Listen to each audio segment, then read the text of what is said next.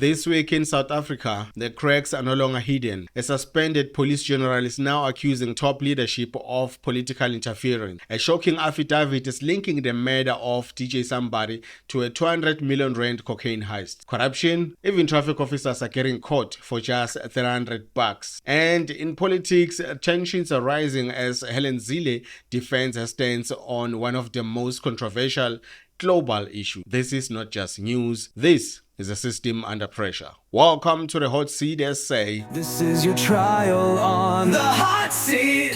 Let's start with a story that could shake the foundation of law enforcement in this country. Suspended Madlanga Police Commissioner Daphney Manamela has dropped explosive allegations against former police minister Bheki Cele. Mr. Undertaker himself, according to Manamela, Cele didn't just oversee policing. He allegedly wanted control over investigations, especially those involving political figures. Now, think about that carefully, because if true, this is no longer about crime, this becomes about power, influence, and protection. She claims Cele pushed for arrest tied to political events, including during the ANC's January 8 celebration. But it doesn't stop there.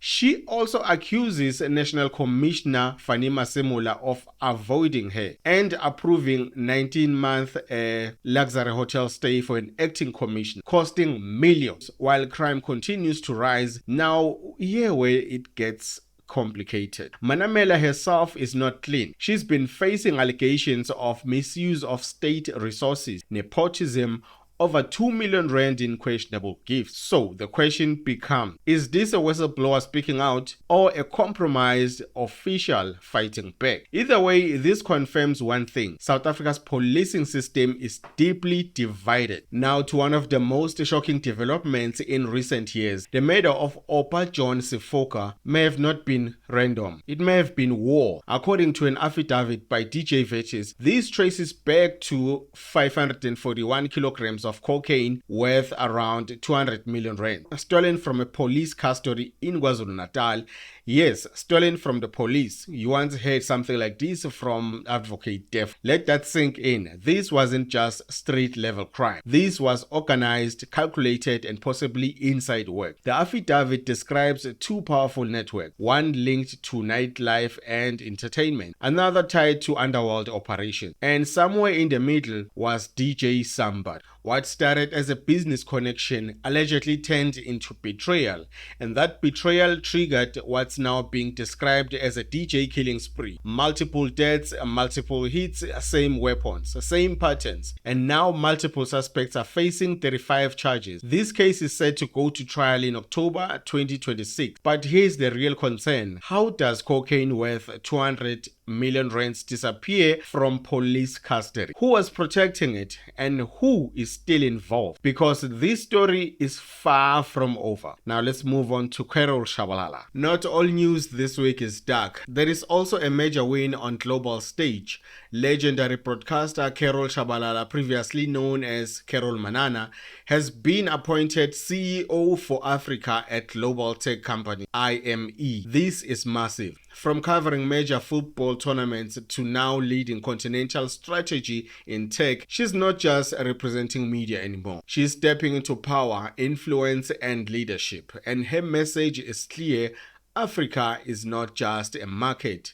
It's a leader in innovation and talent. In a week filled with chaos, this is a reminder of what's possible. Now let's go back to corruption. Now let's talk about corruption on the ground level. 2 traffic officers in Madlanga were arrested for just taking a bribe of just 300 rand. Yep, not millions and not thousands. 300 rand. They allegedly stopped a driver and demanded 500 rands and settled for less and let him go. No fine, no consequences until now, because this time the driver was an undercover officer. God damn. Now here's the bigger issue. This isn't about 300 rands, it's about a culture. Because if corruption happens at 300 rands, Imagine what happens at 300,000 rand or 3 million rand. This is how systems collapse, not just from the top, but from every level. In KwaZulu-Natal, police tracked down 6 suspects linked to violent crime, including the murder of a 52-year-old farmer.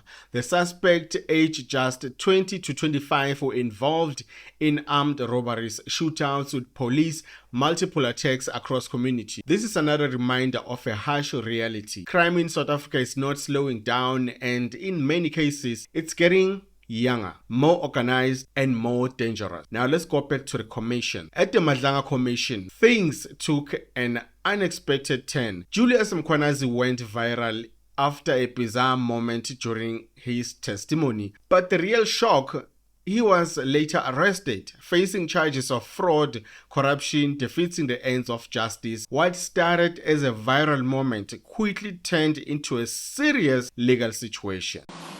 Yes, I do. Can you help? Sorry, Commissioner. Oh, you have a I'm sweating. tissue stuck on your forehead. Oh, yes. Thank you. Yeah, it's off. Thank you. Let's go back to the DA. Finally, politics. Helen Zille is making headlines after defending her stance on the Gaza conflict. During a heated exchange, she avoided directly labeling the situation as genocide. Instead, she shifted focus to South Africa, calling it a moral project, a country trying to unite people across race, religion, and culture. Supporters praised her. Critics called her deflection. But here's the reality. This debate is bigger than politics. It's about identity, priorities, and South Africa's role in global issues. Now, from police corruption to underworld assassinations to political tensions, South Africa is facing a moment of truth. The question is, who is really in control and who is being protected? If you want real conversations like this, subscribe to the Hot Seat Say, because here we don't just report the news, we break it down.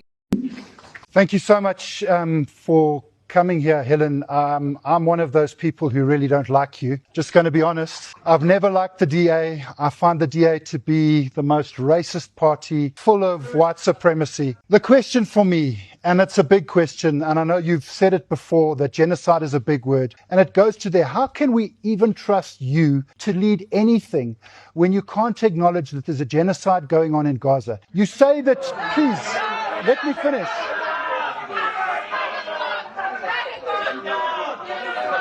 You say